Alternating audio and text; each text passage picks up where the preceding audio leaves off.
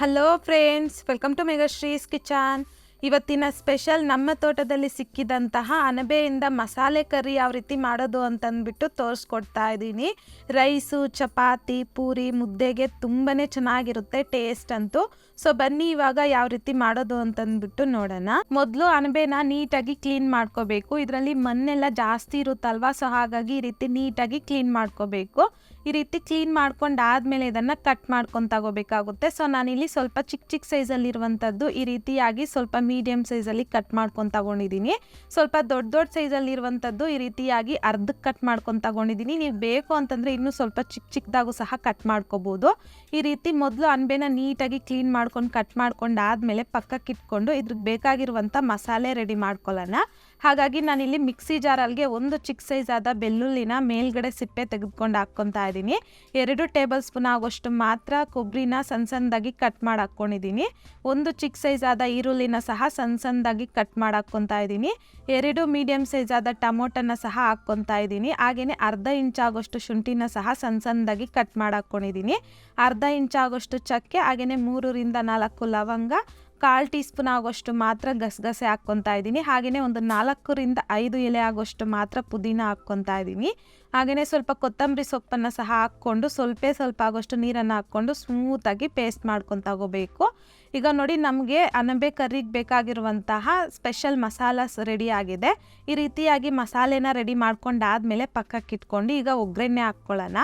ಈಗ ನಾನಿಲ್ಲಿ ಪ್ಯಾನಲ್ಗೆ ಒಂದು 4 ಟೇಬಲ್ ಸ್ಪೂನ್ ಆಗೋಷ್ಟು ಎಣ್ಣೆ ಹಾಕ್ಕೊತಾ ಇದ್ದೀನಿ. ಎಣ್ಣೆ ಬಿಸಿ ಆದಮೇಲೆ ಒಂದು ಅರ್ಧ ಟೀ ಸ್ಪೂನ್ ಆಗೋಷ್ಟು ಸಾಸಿವೆ ಹಾಕ್ಕೊತಾ ಇದ್ದೀನಿ. ಸಾಸಿವೆ ಚಿಟಪಟ ಅಂತಂದಮೇಲೆ ಒಂದು ದೊಡ್ಡ ಸೈಜ್ ಆದ ಈರುಳ್ಳಿನ ಸಣ್ಣ ಸಣ್ಣದಾಗಿ ಕಟ್ ಮಾಡಿ ಹಾಕ್ಕೊಂಡಿದ್ದೀನಿ.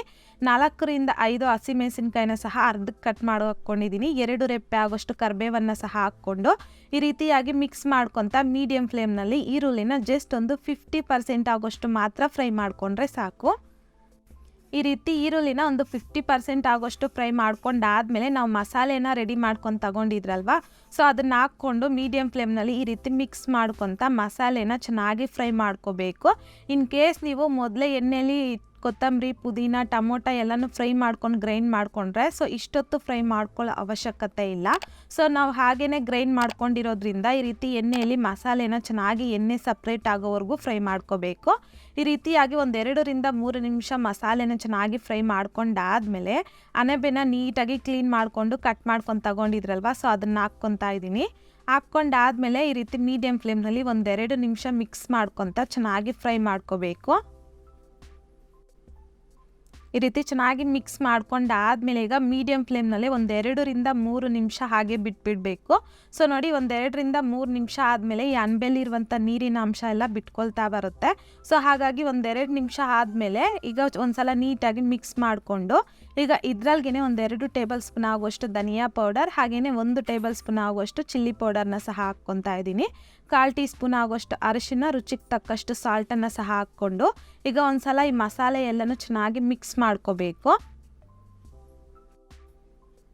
ಚೆನ್ನಾಗಿ ಮಿಕ್ಸ್ ಮಾಡ್ಕೊಂಡಾದ್ಮೇಲೆ ಈಗ ಇದ್ರಲ್ಗೆ ನಾನಿಲ್ಲಿ 500 ml ಆಗೋಷ್ಟು ನೀರನ್ನು ಹಾಕ್ಕೊತಾ ಇದ್ದೀನಿ. ನಾನಿಲ್ಲಿ ಸ್ವಲ್ಪ ಕರ್ರಿ ಟೈಪಲ್ಲಿ ಮಾಡ್ಕೊಳ್ಳೋದ್ರಿಂದ ಜಸ್ಟ್ ನಾನಿಲ್ಲಿ 500 ml ಆಗೋಷ್ಟು ಮಾತ್ರ ನೀರನ್ನು ಹಾಕ್ಕೊಂಡಿದ್ದೀನಿ. ನಿಮ್ಗೆ ಸ್ವಲ್ಪ ಸಾಂಬಾರು ಟೈಪ್ ಬೇಕಂದರೆ ಇನ್ನೂ ಸ್ವಲ್ಪ ನೀರನ್ನು ಹಾಕ್ಕೋಬೋದು. ನೀರನ್ನು ಹಾಕಿ ಚೆನ್ನಾಗಿ ಮಿಕ್ಸ್ ಮಾಡ್ಕೊಂಡಾದ್ಮೇಲೆ ಮೀಡಿಯಂ ಫ್ಲೇಮ್ನಲ್ಲಿ ಇದನ್ನು ಒಂದು 5 ರಿಂದ 6 ನಿಮಿಷ ಮಧ್ಯದಲ್ಲಿ ಮಿಕ್ಸ್ ಮಾಡ್ಕೊತ ಚೆನ್ನಾಗಿ ಕುದಿಸ್ಕೋಬೇಕು. ಸೊ ಈಗ ನೋಡಿ, ನಾನಿಲ್ಲಿ ಒಂದು 5 ರಿಂದ 6 ನಿಮಿಷ ಆದಮೇಲೆ ನಿಮಗೆ ತೋರಿಸ್ತಾ ಇದ್ದೀನಿ ಕನ್ಸಿಸ್ಟೆನ್ಸಿ ಅನ್ನೋದು ಎಷ್ಟೊಂದು ಪರ್ಫೆಕ್ಟಾಗಿ ಬಂದಿದೆಯೋ ಅಂತಂದ್ಬಿಟ್ಟು. ಸೊ ಈಗ ಇದನ್ನು ಒಂದ್ಸಲ ನೀಟಾಗಿ ಮಿಕ್ಸ್ ಮಾಡ್ಕೊಬೇಕು. ಈಗ ಮಿಕ್ಸ್ ಮಾಡ್ಕೊಂಡಾದ್ಮೇಲೆ ಈಗ ತುಂಬಾ ರುಚಿಯಾಗಿರುವಂತಹ ಅಣಬೆ ಕರಿ ರೆಡಿಯಾಗಿದೆ. ಈಗ ಫ್ಲೇಮ್ನ ಆಫ್ ಮಾಡಿಕೊಂಡು ಸರ್ವಿಂಗ್ ಬೌಲ್ಗೆ ಸರ್ವ್ ಮಾಡ್ಕೊಳ್ಳೋಣ. ಸೊ ನೋಡಿದ್ರಲ್ಲ ಫ್ರೆಂಡ್ಸ್, ತುಂಬಾ ರುಚಿಯಾಗಿರುವಂತಹ ಸೀಸನ್ ಸ್ಪೆಷಲ್ ಅಣಬೆ ಕರಿ ಯಾವ ರೀತಿ ಮಾಡೋದು ಅಂತಂದ್ಬಿಟ್ಟು. ಸೊ ಈ ರೀತಿಯಾಗಿ ನೀವು ಮನೇಲಿ ಒಂದ್ಸಲ ಟ್ರೈ ಮಾಡಿ ನೋಡಿ. ಟ್ರೈ ಮಾಡಿದ್ದಾದಮೇಲೆ ನಿಮಗೂ ಸಹ ಹೇಗೆ ಬಂತಂದ್ಬಿಟ್ಟು ಕಮೆಂಟ್ ಬಾಕ್ಸಲ್ಲಿ ಕಮೆಂಟ್ ಮಾಡಿ, ಲೈಕ್ ಮಾಡಿ, ಶೇರ್ ಮಾಡಿ. ಮತ್ತಷ್ಟು ಈಸಿ ಆ್ಯಂಡ್ ಸಿಂಪಲ್ ಕ್ವಿಕ್ ರೆಸಿಪೀಸ್ಗೋಸ್ಕರ ದಯವಿಟ್ಟು ನೀವು ಇನ್ನೂ ನಮ್ಮ ಚಾನಲ್ನ ಸಬ್ಸ್ಕ್ರೈಬ್ ಮಾಡಿಲ್ಲ ಅಂತಂದರೆ ಸಬ್ಸ್ಕ್ರೈಬ್ ಮಾಡಿ.